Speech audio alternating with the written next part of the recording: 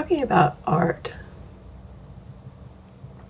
some of my first memories of art were of drawings that my mother did when she was young. She used to do portraits of movie stars from their glamour shots, their headshots, from fashion magazines or from movie star magazines. And that made a big impression on me, and it was probably my first. And all through school, I endeavored to be as good at drawing cars as the little boys who were drawing hot rods. And some of my favorite instructors, my first art teacher for real, was a guy named Gregory Button. And Mr. Button was Mr. Button. I would say he was probably, it was when I was in the 5th grade or 6th grade. And he was a really engaging art teacher. He had a hobby, which was stop motion animation, with a short movie about him working on his car. And the car proceeds to essentially pull him into the hood and start chewing. So yeah, things like that made an impression. But he encouraged people to be creative. So yeah, art has definitely been a part of my life. Since I started making YouTube videos, I thought maybe I should get on and talk about art. I don't know exactly what to say, but now having watched quite a few, I have to say that YouTube has a glorious variety of instructional, helpful, constructive, and positive ways to learn how to make art. There are so many resources, regardless of what kind of art you want to make. Just about anything you would like to do, there's someone who will give you some instruction on how to do it.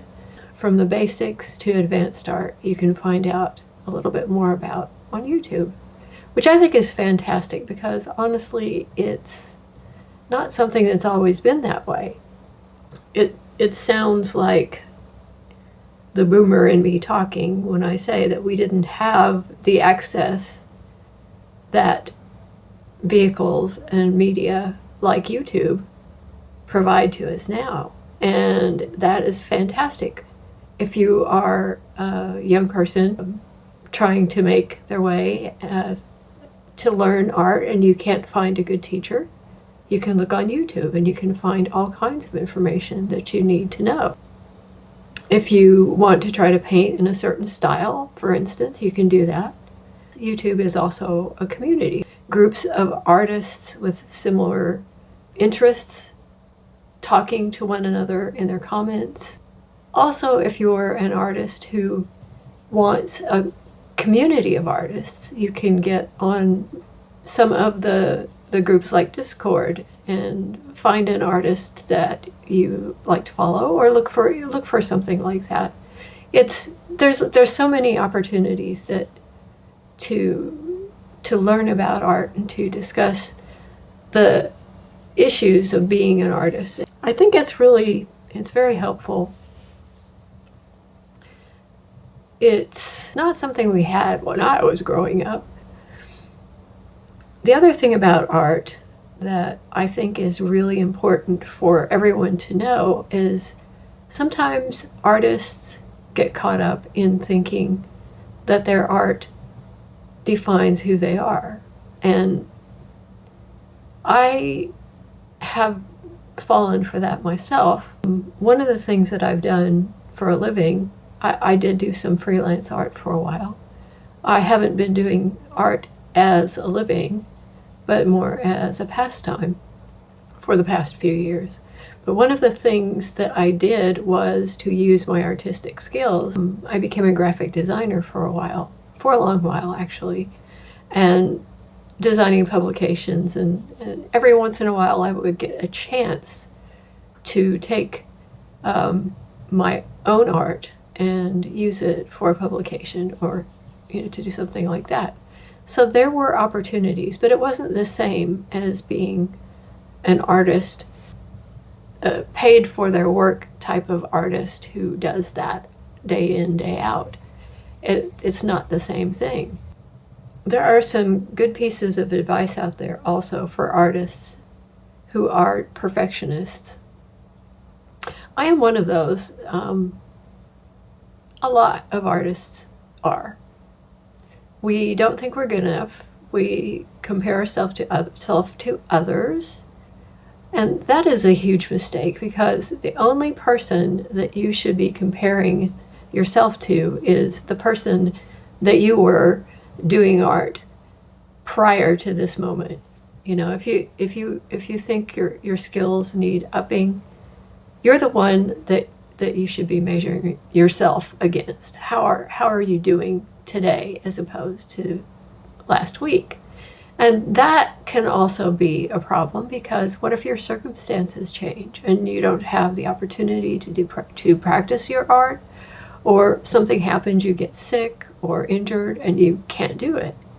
I guess it's kind of like being an athlete in that way, that you have to give yourself kindness and recovery time, even if it's just making a big push to get a piece done in a short period of time, or struggling over a piece. You can put it away and bring it back out. Just be sure you bring it back out and look at it.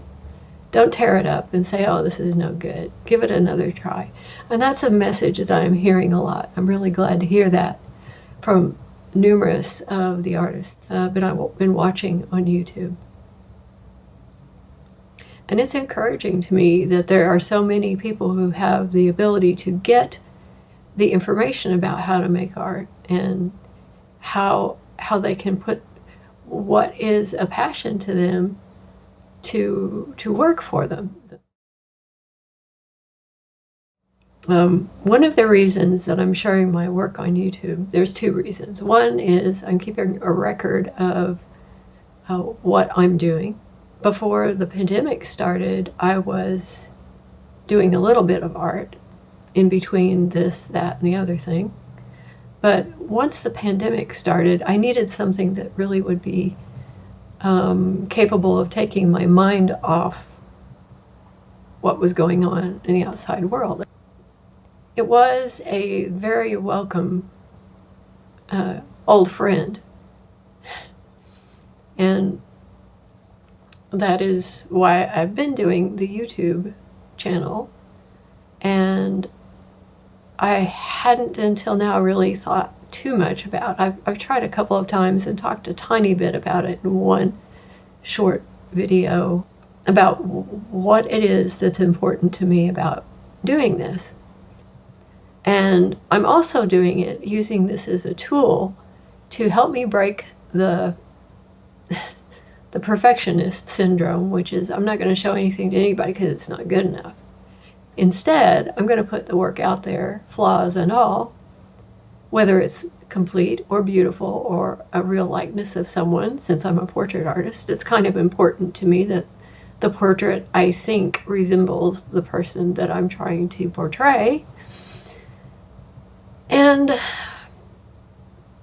sometimes I just don't want to show it. I tend to work right now all from reference photos, so none of this work is for commercial purposes. It really is a hobby. So many of the pieces that I put up will have a photo reference, a nicely taken, wonderful photo by a great photographer. What the photographer captured was special, and I liked what they saw, and I wanted to try to recreate it in my own way. I've found in the process that I'm getting pretty good at replicating photos, but the trick is to move past the replicating and get to the point where it's an interpretation and it's not just like the photo. I think my replicator gene is very strong, and that I do tend to do a lot of what, and I wonder, and that's something that I want to explore in my upcoming drawings.